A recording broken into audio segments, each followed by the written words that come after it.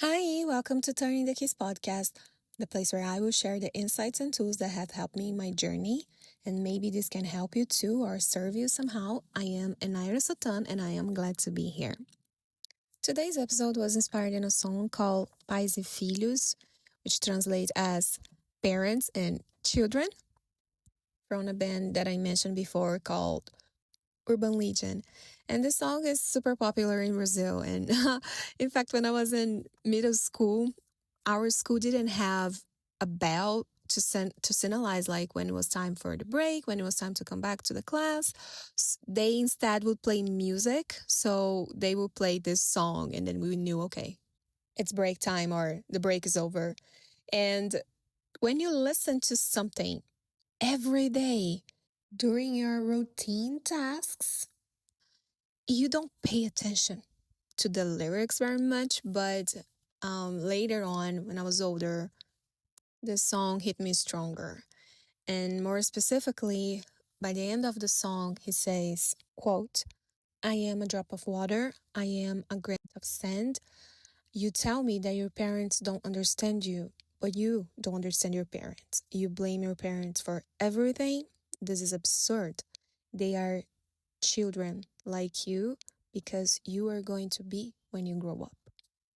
And of course, that in Portuguese, it's more poetic because it rhymes and makes more sense when it rhymes. But even though I feel that this lyric's powerful, because when he says, I'm a grain of sand, I am a drop of water, for me, gives this sense of we are particle of something way bigger than us.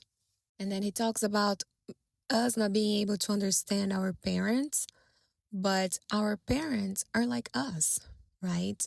And I remember when my mom was like upset, she would say, oh, you don't understand. Wait until you have kids, then you're going to understand. And in fact, I understood many things after I became a mom, not the way she was talking about, but it does change your perception on life.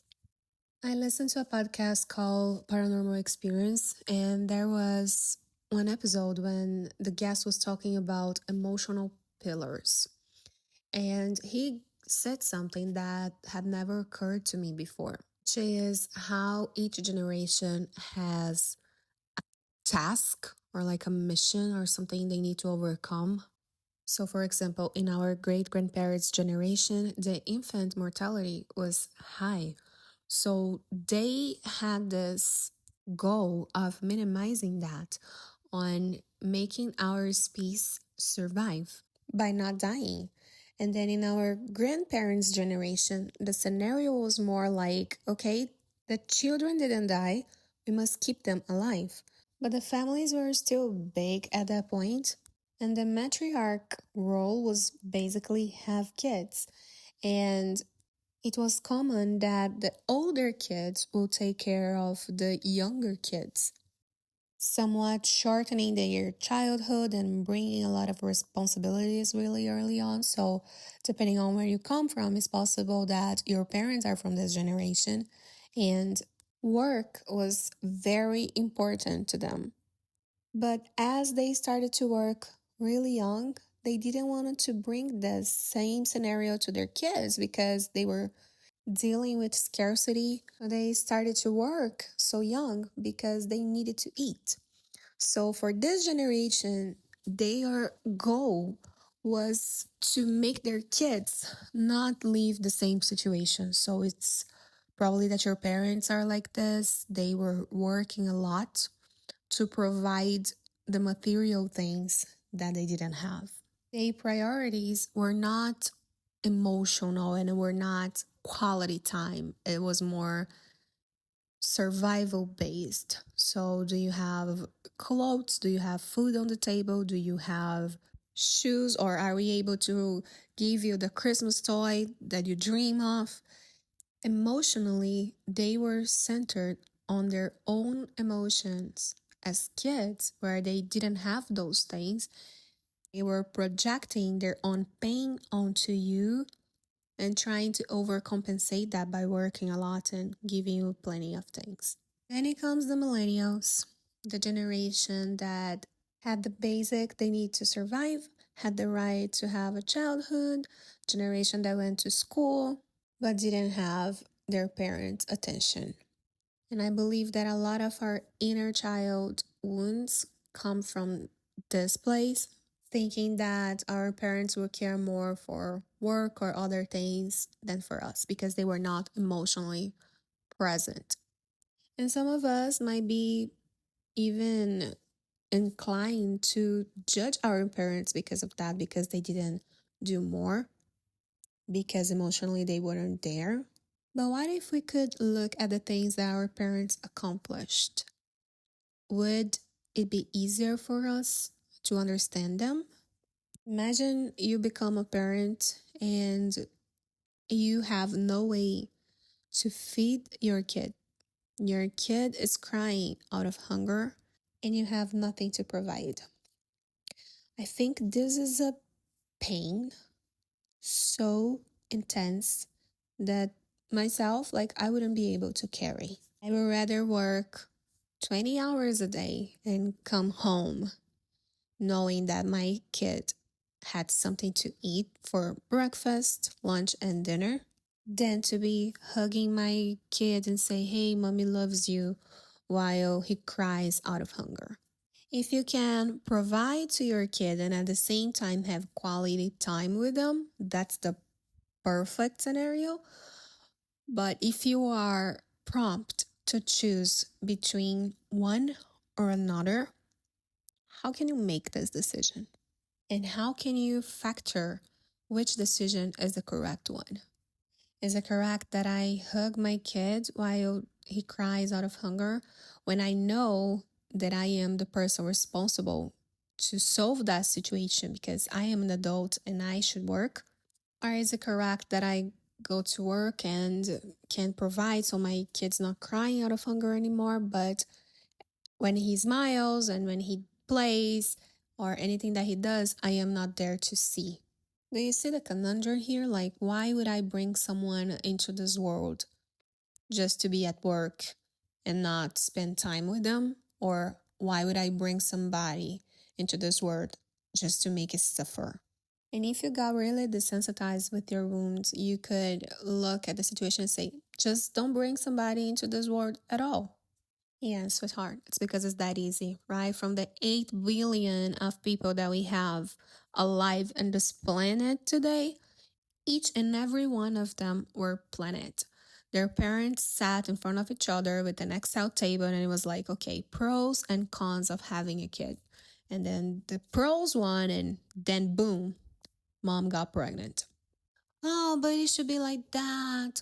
Baby, you're talking about the perfect world. We are not there yet. We are in the real world. And in real world, things are not as black and white, especially when you're talking about life and death. Maybe it could be like, oh, but my background's not like this. My parents had money. They just didn't want to be with me. And you could be right about that, but you need to understand that your parents are a grain of sand or a drop of water in this huge ocean called collective unconscious. Each generation has one. We are born in a certain time for some reason. And I don't think that we should use the collective unconscious to justify any actions from anybody, because understand is not the same as justify.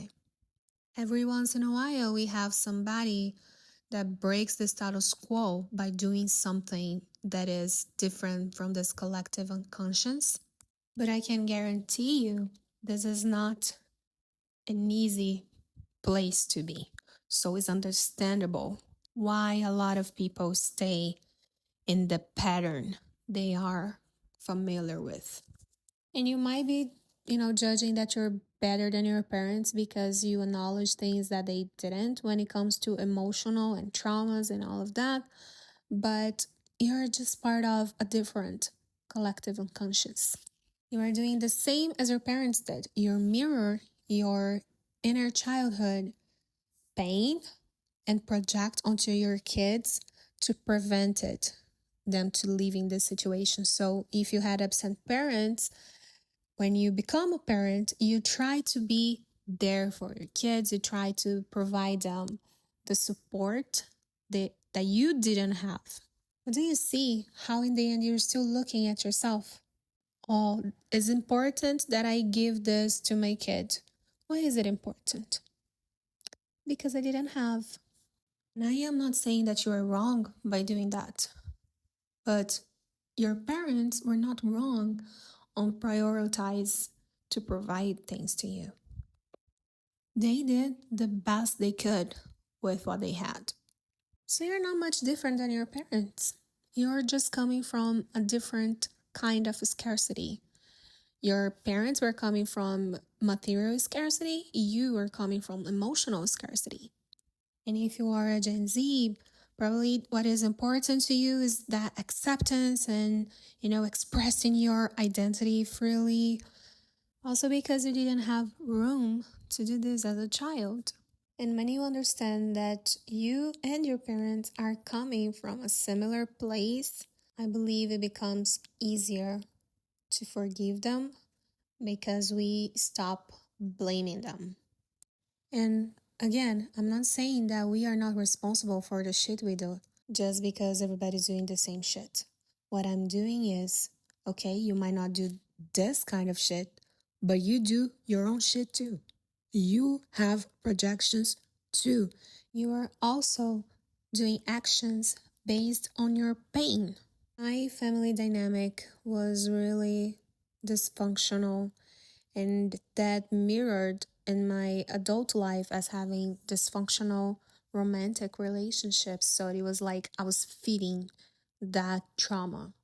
And I eventually got in a relationship where I was trying so hard to fit in that I lost myself. I don't know if that ever happened to you, like that feeling that you don't recognize yourself anymore. But for me, that was really rock bottom because as a type 4 Enneagram, I always had this commitment with my authenticity.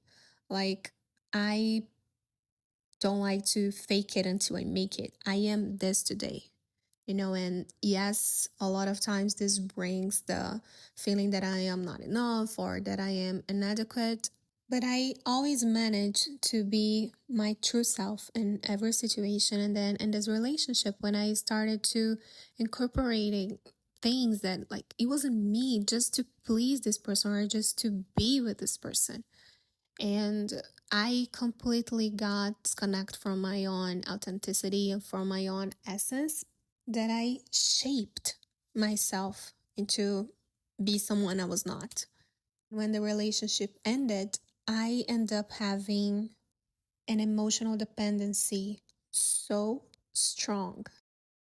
I created this persona to be with this person, and then this person left. And I was like, I can't recognize myself and I can't come back to my essence because it was lost someplace else. Who am I? What do I do without this person? The only reason this character exists is because of this relationship, and now this relationship is gone. And what do I do next? I remember one day I was reading this book by Walter Rizzo, which is an Argentinian author specialized in emotional dependency.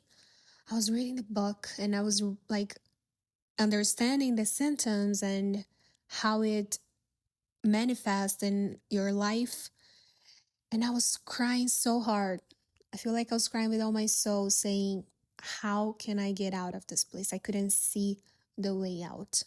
I was just feeling desolated. I was feeling this weak, abandoned, and powerless self. Just feeling sorry for myself. But eventually I stood up and I faced my fears and I healed that wound, at least a layer of the wound, at least enough to take me out of the ground. I believe there is always something that we need to heal. The healing is not a starting and ending point, it just continues. So you heal that layer and you live your life great for a while, and then another situation happens and you're faced with a layer that you didn't understand or didn't expect, and you heal that one too.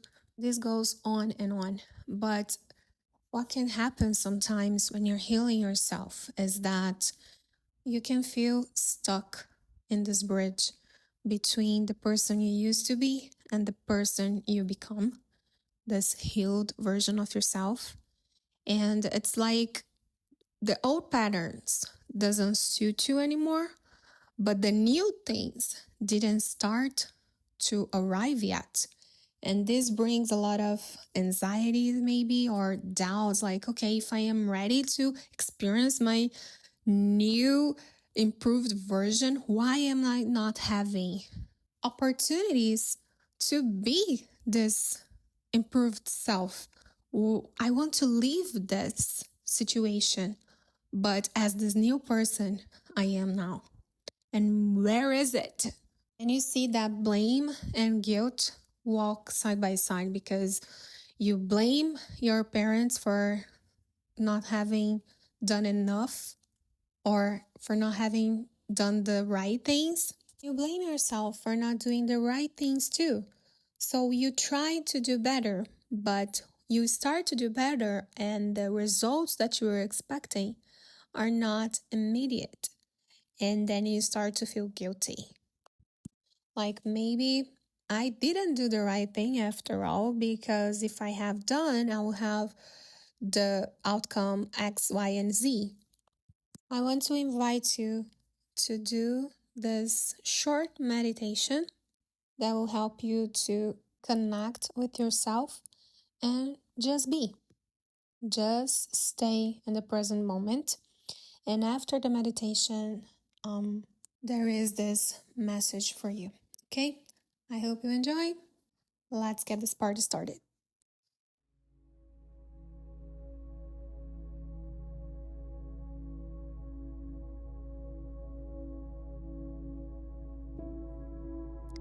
This exercise is not meant to fix anything. It's a space of reconnection, a place where you can allow yourself to simply be. To start, we are going to do what I call the square breathing, which is you're going to inhale through your nose, counting to 4. Hold your breath, counting to 4. Exhale through your mouth, counting to 4. And count to 4 again while you wait to start the next round. Okay, we're going to do this 3 times. I am not going to be counting with you. The counting will be in your head. It's good so you can see your own pace. I am just going to sign when you can inhale and when you can exhale. Okay? We're going to start now. You can inhale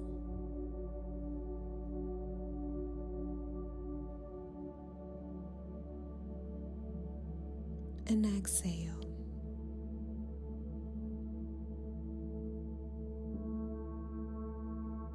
Inhale second time.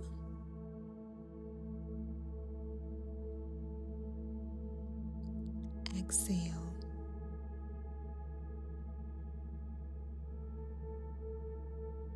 Inhale last time.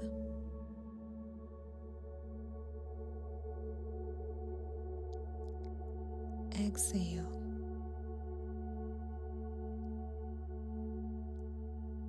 Good. Now I invite you to pay attention to your own breathing and to your own body. Let all the urgency melt away. Nothing needs to feel rushed. If you feel like your mind is still accelerated, you can continue to give deep breaths until you feel this oxygen kicking in. You're going to continue breathing, and you will start to visualize a picture of a vast and quiet field. Nothing that demands anything from you. Just a simple and quiet field. This field can have flowers or have trees or even animals. Whatever your mind wants to create, it's okay. You are sitting in this comfortable field, and your soul is with you. You can feel it. You're just sitting there, just being there. But you have this feeling that your soul is being seen by you. Your soul is supporting you in this journey. And you are sitting on this field, just observing the elements that your mind put there. And you don't question anything. You just feel satisfied with what you see. You feel satisfied of being present in this place. It is good to feel like this. Now, I want you to hug yourself. You're going to wrap your arms around yourself. You're going to feel how comfortable it is to be hugged, to feel your own presence, and immerse in this feeling. I want you to say, I am enough right now. Repeat it. I am enough right now. Even without proof, even without answers, even without someone beside me. Simply repeat,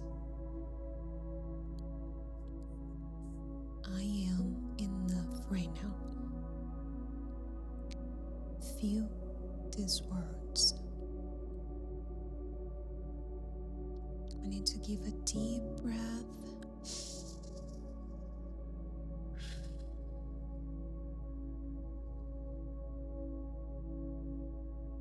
Let all the fear go. Let all the doubt go. And believe that you are enough right now. And as you start to empower yourself, trusting those words, I want you to start to imagine a white light behind you. This light is not overwhelming, it's not strong, it's a subtle light. This light doesn't judge you, doesn't pressure you. This light just wants to embrace you. Just be with it in silence,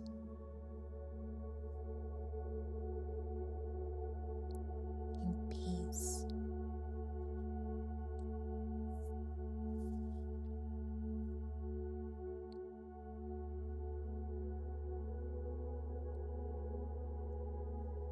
This light is your presence.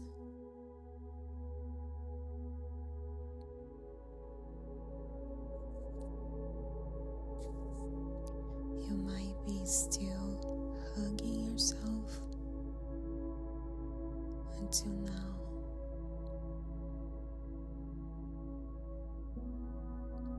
Or you might have let this hug go.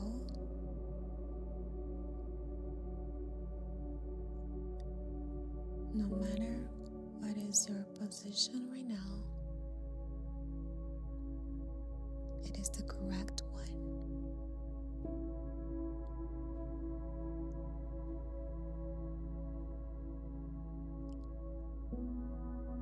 Just be with this light. And remember that you are this light. If you need, you can pause this video and stay longer in this field.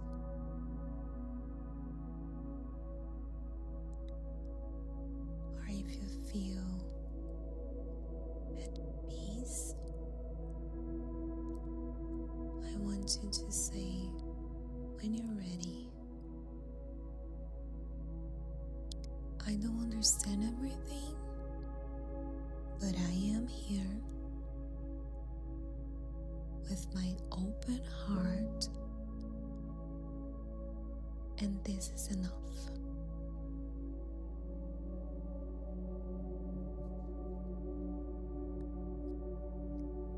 And now I have a message for you.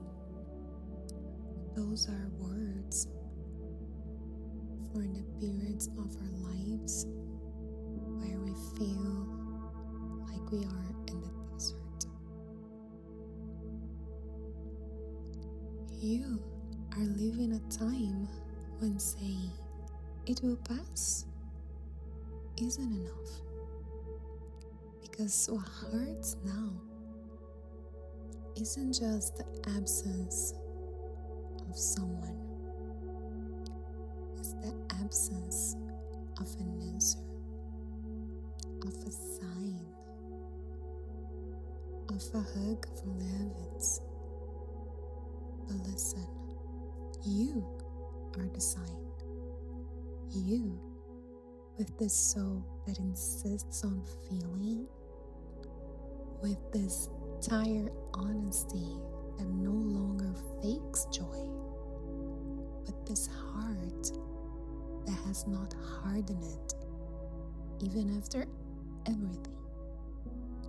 You've been facing silence as if speaking to the invisible. You stood up with broken faith, but still with faith. You've looked at yourself in the mirror and even without certainty said, one more day, I'm staying, I'm surviving. And that is what the divine sees when you feel unseen. You are the root growing underground. No applause, no blossoms, no one to notice. But one day, you will break through the soil with such strength and beauty that even the wind will pause to witness you. And when they ask how you bloom, you will answer, in silence, in absence, in the desert, but with myself. Staying with yourself is the greatest act of faith that you ever done. And that is love. Don't ever think that you are not loved, because you are.